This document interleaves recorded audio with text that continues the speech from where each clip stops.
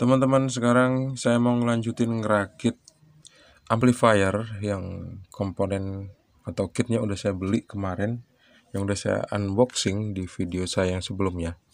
Kurang lebih skemanya akan menjadi seperti ini. Ada tambahan yang belum saya tunjukin ke kalian di video sebelumnya.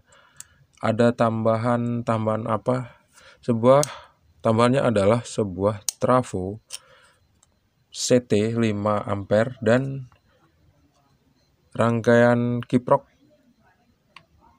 berupa elko dan kiprok seperti ini. Rangkaian penyearah arus, rangkaian penyearah arus AC ke DC berupa dua buah komponen, yaitu kiprok dan elko, 25 volt 2200 mikrofarad, dan sebuah DC to DC buck converter kayak gini. Jadi inputnya elko-nya lebih gede, outputnya elko-nya lebih kecil. Ini adalah DC to DC buck converter, artinya bisa menurunkan tegangan. Dan tegangannya bisa kita setel maksudnya teman-teman. Tegangannya bisa kita setel sesuai dengan tegangan yang kita inginkan. Di sini saya akan menggunakan tegangan sebesar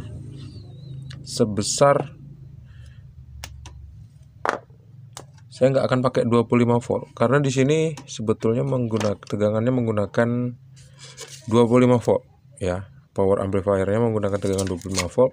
Tapi saya khawatir kalau misal pakai tegangan 25 volt, IC Sunken palsunya ini bakal rusak.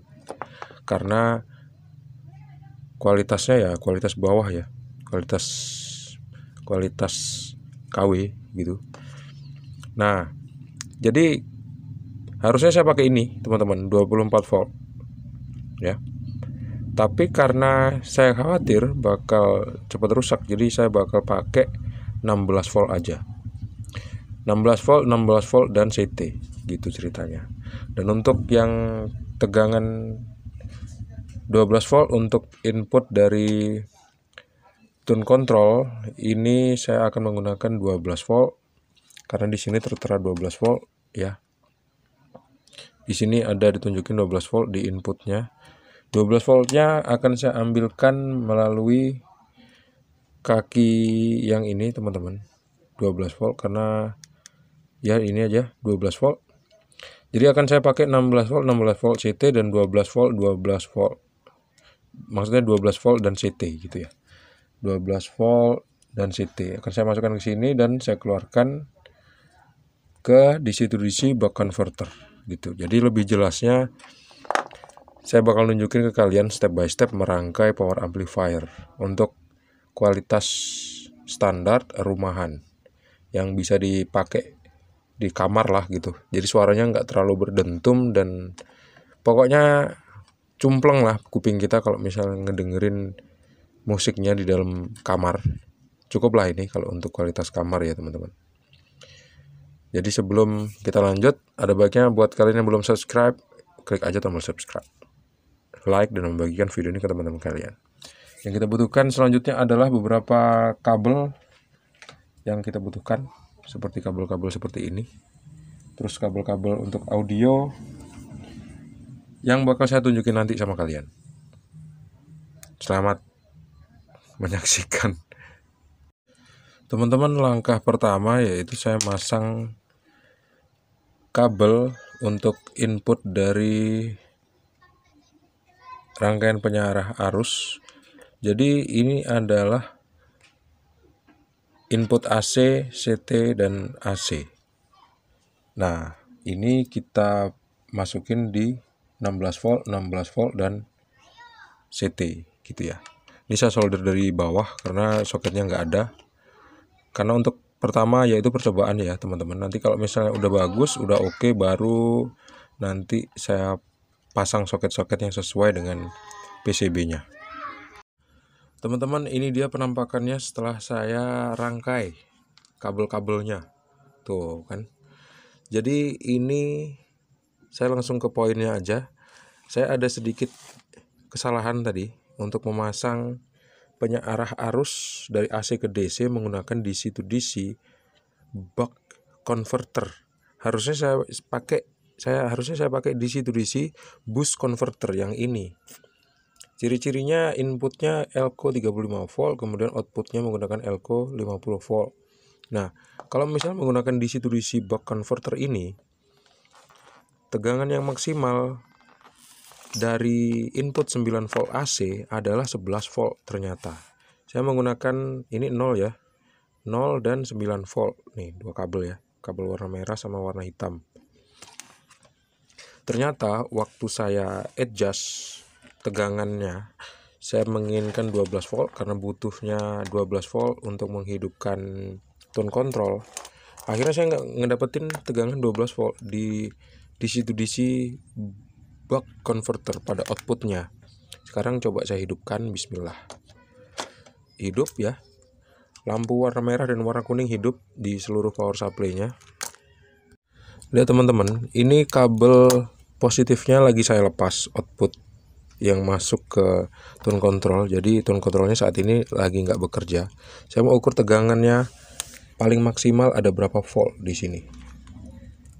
Kita lihat di avometer terukur 11,0 volt, teman-teman.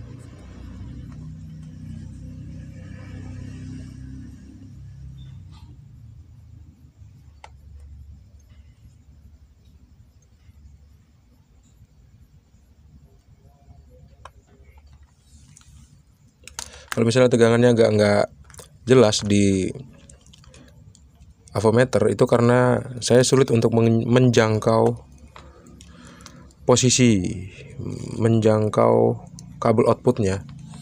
Jadi negatifnya saya ambil di luar aja lah ya. Negatifnya saya ambil di luar aja, karena groundnya nyambung, saya ambil di sini aja deh. Sini, terus saya lihat tuh tegangannya 11,1 volt. Nggak kelihatan ya teman-teman ya.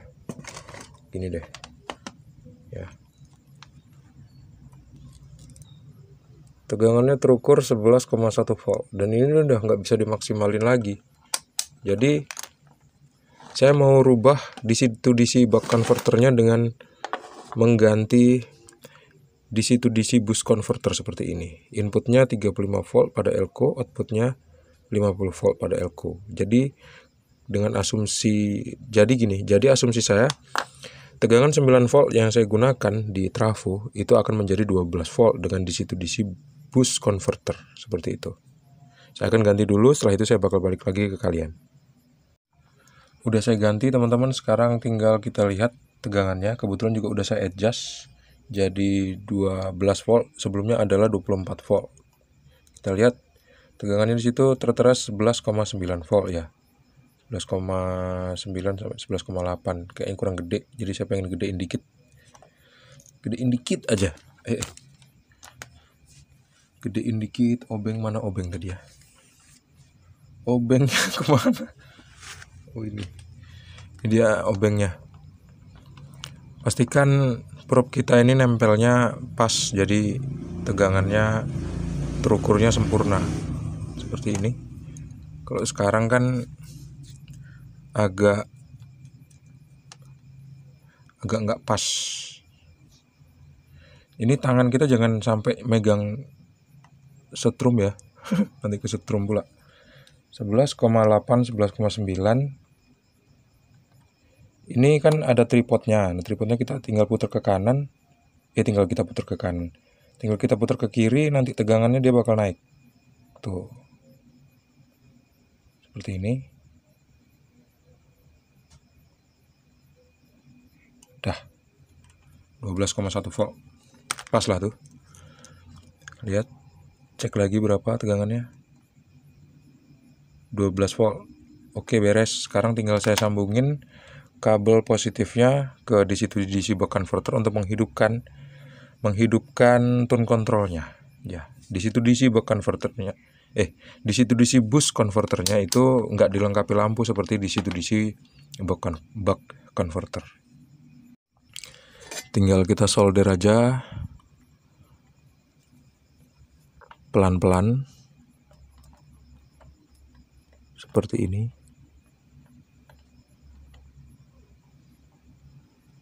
ruang solder saya kurang ini. Gini deh, setelah selesai solder saya bakal balik lagi deh.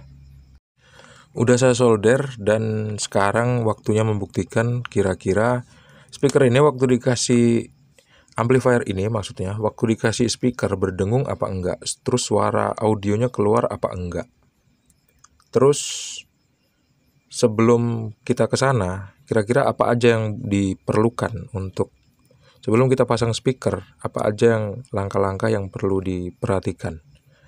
Yang perlu diperhatikan salah satunya adalah ngecek tegangan output dari power amplifier itu keluar tegangan DC apa enggak. Jadi kita udah siapin avometer digital dengan ring 200 volt.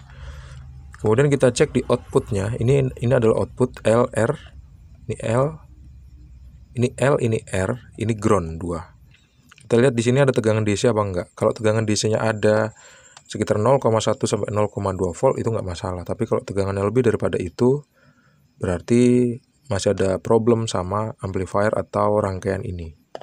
Sekarang coba saya hidupin. Udah hidup ya, lampu LED-nya warna kuning tuh hidup. Sekarang kita cek di outputnya. Ternyata nggak keluar tegangan DC-nya. Mantep nih, jos. Asik-asik, jos.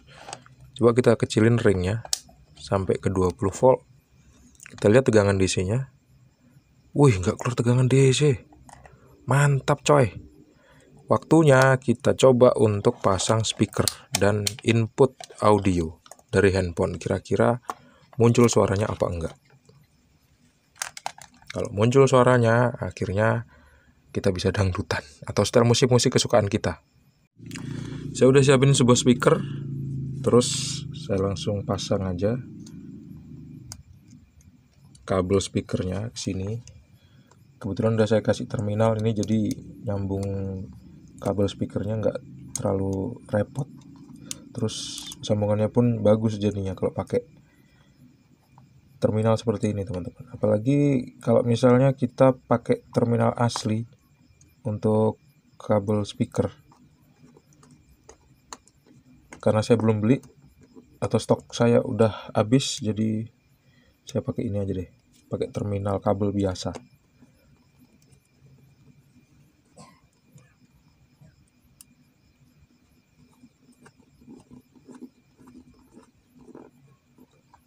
Udah selesai, tinggal saya colokin inputnya pakai kabel RCA di sini dan di sini. Terus ambil, coba kita tes aja ya. Coba kita tes dut apa enggak. Sebetulnya nggak boleh sih, tapi nggak apa-apa lah, kita coba sekali-sekali. Bismillah. Oke, udah hidup, lampunya udah hidup. Tapi teman-teman nggak bisa ngelihat karena jaraknya jauh, ada di balik elko. Saya kecilin semua volumenya dulu, terus saya pegang, nggak ada bunyi.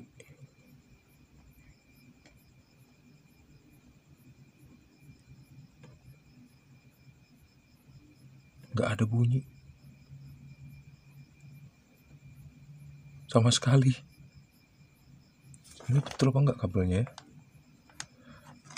Sambungannya atau jangan-jangan bukan itu. Ini kayaknya salah kabel saya.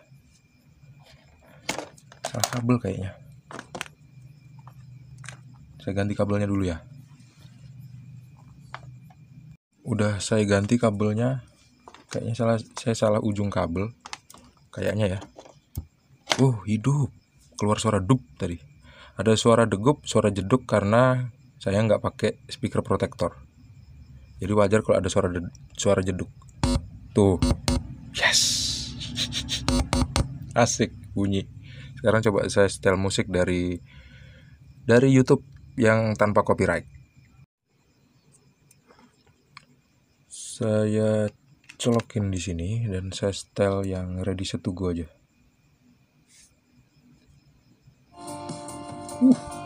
Yes, mantap. Kita tes treble bassnya, middle, bass. Mantap, mantap teman-teman, mantap, perfecto, sempurna lah, sosok Itali. Coba sekencang apa dia?